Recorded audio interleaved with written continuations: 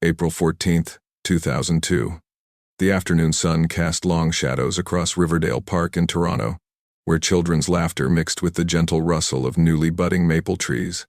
11-year-old Lily Monroe adjusted the straps on her purple backpack, waving goodbye to her best friend Emma as they parted ways at the corner of Broadview Avenue and Gerrard Street East. The walk home should have taken 12 minutes.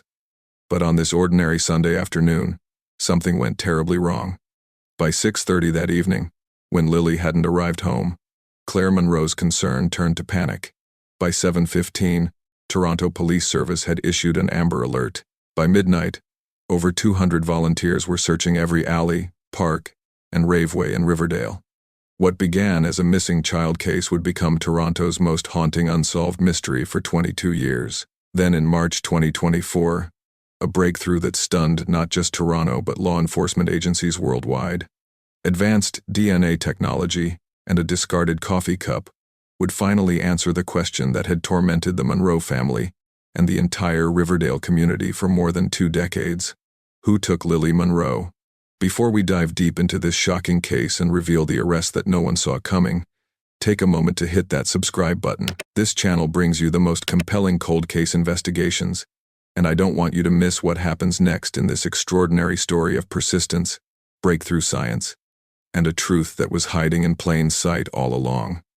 Lily Rose Monroe was born on September 23, 1990 in Toronto East General Hospital to Claire and David Monroe. The youngest of 3 children, with older brothers Marcus and Tyler, Lily arrived as what her mother called our unexpected blessing. From her earliest days, Lily displayed a personality that friends and family described as magnetic. She had this way of making everyone feel special, Claire Monroe would later tell investigators. Teachers loved her because she asked questions that showed she was really thinking. Other kids gravitated to her because she included everyone, even the shy ones who sat alone at lunch. Growing up on Bain Avenue, just south of Danforth Avenue, Lily attended Riverdale Junior Public School. Her grade 5 teacher remembered her as exceptionally bright, with a particular gift for creative writing. By April 2002, Lily was thriving. She played clarinet in the school band, participated in the after-school art program, and had recently joined a local soccer team. Emma Chen, Lily's best friend since kindergarten, lived 3 blocks away on Lamb Avenue. The 2 girls were inseparable. Lily was like my sister, Emma would tell police just hours after the disappearance. We told each other everything. We had this whole future planned out where we'd be roommates in university and travel the world together. The Monroe family was deeply woven into the fabric of Riverdale's tight-knit community. David worked as a machinist while Claire taught piano lessons from their home. That particular Sunday, April 14th, had started like countless others. The family attended morning service at Grace Church, then returned home for Claire's traditional Sunday roast. After lunch, Lily asked permission to visit Emma. The girls wanted to work on a school project together, a presentation about Canadian wildlife due the following Friday. Lily left our house at exactly 3:20 in the afternoon, Claire Monroe would tell police. She was wearing her favorite outfit, a white t-shirt with a purple butterfly on it, blue jeans, and those white sneakers she'd gotten for her birthday the month before. She had her purple backpack with her school notebook inside. Lily arrived at the Chen home at approximately 3:35. The girls spent the next 2.5 hours working on their project. She was completely normal that day, Emma's mother Susan would testify. The girls were laughing, working on their project, talking about summer plans. There was nothing unusual. At exactly 6 o'clock, Lily packed up her belongings. Emma walked her to the front door, and the 2 girls hugged goodbye. Security footage from a convenience store at the corner of Lamb and Dundas Street captured Lily walking past at 6:03, her purple backpack visible, her gait unhurried and relaxed. She appeared to wave at someone off camera, though investigators could never determine who. From that convenience store to the Monroe home on Bain Avenue was a journey of approximately 12 blocks. Witness statements collected in the days following Lily's disappearance provided a partial timeline. An elderly woman reported seeing a girl matching Lily's description walking alone at approximately 6:07. The next confirmed sighting came from teenage brothers Kyle and Jason Patterson, who were shooting basketball in their driveway on Bain Avenue. They told investigators they saw Lily at approximately 6:22. She was still maybe 2 blocks from home, Kyle Patterson stated. We didn't really pay much attention. Then, inexplicably, Lily Monroe vanished. She never arrived home.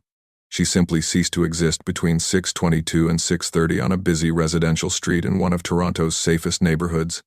By 6:45, when Lily still hadn't arrived home, Claire Monroe called the Chen residence.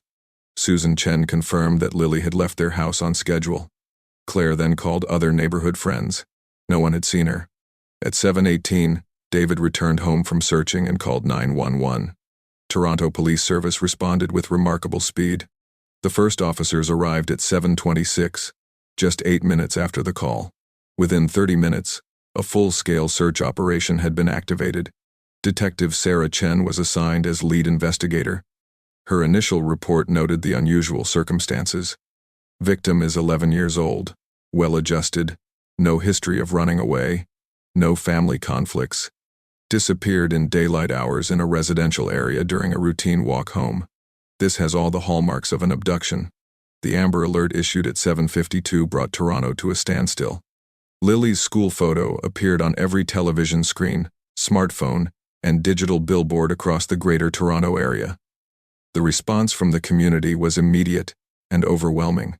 By 9 o'clock that evening, over 100 volunteers had gathered at Riverdale Park. This is Riverdale. Longtime resident Thomas Murphy told a news crew that night, "We take care of our own. We're not stopping until we find this little girl." Through the night and into the morning of April 15th, the search intensified. Police dogs tracked Lily's scent from the Chen residence but lost the trail at the intersection of Gerrard and Bain. Helicopter searchlights swept across Riverdale Park, the Don Valley Ravine system, and every alley in a 1-mile radius. By dawn, investigators had collected security footage from 18 different sources, interviewed 47 potential witnesses, and enlisted over 300 volunteers. Yet Lily Monroe remained missing. The first 48 hours of any missing child case are critical, Detective Chen explained at a press conference. We are utilizing every resource available. Someone saw something. Someone knows something. We are asking anyone with information to come forward immediately. As the investigation progressed, family members were quickly ruled out. Both parents cooperated fully with investigators, submitting to polygraph tests that showed no deception. The focus then shifted to registered sex offenders living within a 5-mile radius. Toronto police identified 12 individuals requiring immediate investigation. Each was located, interviewed, and cleared. Another avenue of investigation focused on vehicles seen in the area that afternoon. The Patterson brothers mentioned seeing an unfamiliar van parked on their street. It was white or maybe light gray, Jason Patterson told detectives. I noticed it because it had been sitting there for a while with the engine running. Police issued a public appeal for information about a light-colored van in the Riverdale area. The response was overwhelming but ultimately frustrating. 43 different vans were reported, investigated, and cleared. The mystery van remained unidentified. By the end of April 2002, investigators had conducted over 300 interviews, executed 12 search warrants, and collected DNA samples from 30 individuals. The Monroe family appeared on national television, pleading for their daughter's safe return. Please, if you have our daughter, let her come home, Claire Monroe said on Canada AM, tears streaming down her face. Lily, if you can see this, we love you. We will never give up. Despite this massive effort, no substantive leads emerged. Lily's purple backpack was never found. Her clothing was never recovered. No physical evidence of an abduction was discovered. It was as if she had simply vanished into thin air. As spring turned to summer, the daily search operations gradually scaled back. Media coverage became less frequent. Life in Riverdale slowly returned to a new, uneasy normal, though the purple ribbons tied to trees and lampposts remained, fading slowly in the sun and rain, silent testaments to a little girl who never came home. As the first anniversary approached in April 2003, Toronto police held a press conference to announce the case was being transferred to the cold case unit. This doesn't mean we're giving up, Detective Chen emphasized. This case will never be closed until we bring Lily home and find whoever is responsible. For the Monroe family, this transition was devastating. They had spent a year in suspended animation, unable to grieve fully because there was no body, no closure, no definitive answer. Claire Monroe stopped teaching piano lessons.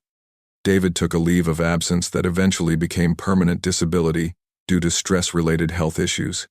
The entire family withdrew into themselves. We became ghosts in our own neighborhood, Marcus Monroe would later recall. Everywhere we went, people looked at us with pity. We were the family that lost their daughter. That became our identity. Through the 2000s, the Monroe family kept Lily's case alive through their own efforts. They established the Lily Monroe Foundation, dedicated to helping families of missing children and advocating for improved Amber Alert systems. Every April 14th, they organized a vigil at Riverdale Park that drew hundreds of attendees. Claire Monroe became an activist, lobbying for legislative changes. "I couldn't save my daughter," she told the Toronto Star in 2007, "but maybe I can help save someone else's child." Meanwhile, investigators continued working the case. In 2005, a promising lead emerged when a woman in Thunder Bay claimed to have seen a teenage girl matching an age-progressed photo of Lily. Toronto police sent investigators 800 miles north, only to discover the girl was a local teenager with proper identification. In 2008, an inmate came forward, claiming his former cellmate had confessed to being involved in Lily's abduction. The confession was investigated thoroughly but ultimately proved false. These false leads were psychologically devastating for the Monroe family. "It's like losing her over and over again," Claire told a victim services counselor. "Every phone call from police, you think this is it, and then it's another dead end." As forensic science advanced through the 2000s and 2010s, investigators repeatedly re-examined the physical evidence. DNA analysis techniques that didn't exist in 2002 became available. Touch DNA offered new possibilities. Digital forensics evolved dramatically. The grainy security footage was enhanced using sophisticated software. By 2015, the case had settled into a grim routine. The Monroe family held their annual vigil. Police issued their annual appeal. Local media ran their remembrance pieces, but substantive progress had stalled. Then in 2017, a breakthrough in forensic genetic genealogy began revolutionizing cold case investigations. The technique had successfully solved several high-profile cold cases in the United States, most notably the Golden State Killer case. Toronto Police Cold Case Unit began examining which unsolved cases might benefit from this approach. Lily's case was an obvious candidate. The problem was that investigators had very limited DNA evidence. What they needed was a break, something that could provide that crucial DNA link. That break came in March 2024, 22 years after Lily Monroe disappeared, in the most unexpected way possible. Detective James Morrison had joined Toronto Police in 2010, 8 years after Lily Monroe disappeared. By 2024, Lily's case had become his obsession. "Every detective has that one case that haunts them," Morrison would later explain. "For me, it was Lily. I couldn't let it go." In early 2024, Morrison decided to take a completely fresh approach. Rather than focusing on traditional avenues that had been exhausted, he began examining the specific location where Lily's trail went cold. The intersection of Gerrard Street East and Bain Avenue had been searched extensively in 2002, but Morrison wondered if there might be value in re-canvassing the area with a new generation of residents. Many homes had changed ownership multiple times. New families had moved in. Perhaps someone had found something years ago that seemed insignificant at the time. Morrison spent weeks knocking on doors in a 3-block radius. Most conversations yielded nothing new. But on March 7, 2024, he knocked on the door of a renovated Victorian home that had recently been purchased by a young couple. During renovations, they mentioned, they had found some old items buried in their backyard. "Most of it was junk," the husband explained. "But there was one thing we thought was odd." He led Morrison to their garage and produced a purple backpack, dirty and weathered but unmistakably purple. Morrison felt his heart rate accelerate. Inside, still partially legible despite years of exposure to the elements, was a name written in permanent marker on a notebook: Lily Monroe.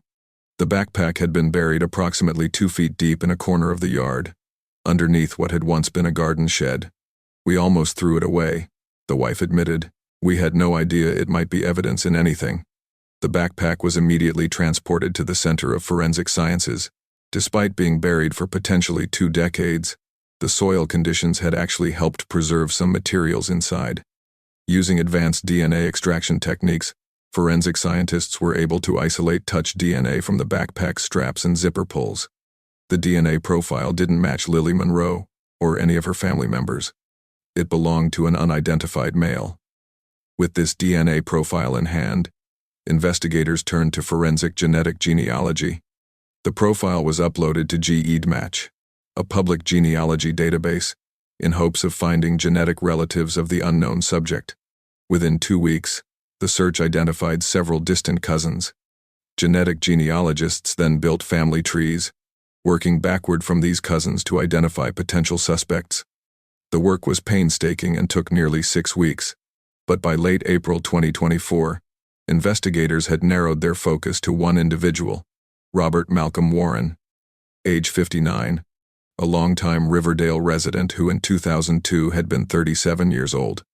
Warren wasn't a name that had ever appeared in the original investigation files. He had no criminal record. He had never been interviewed.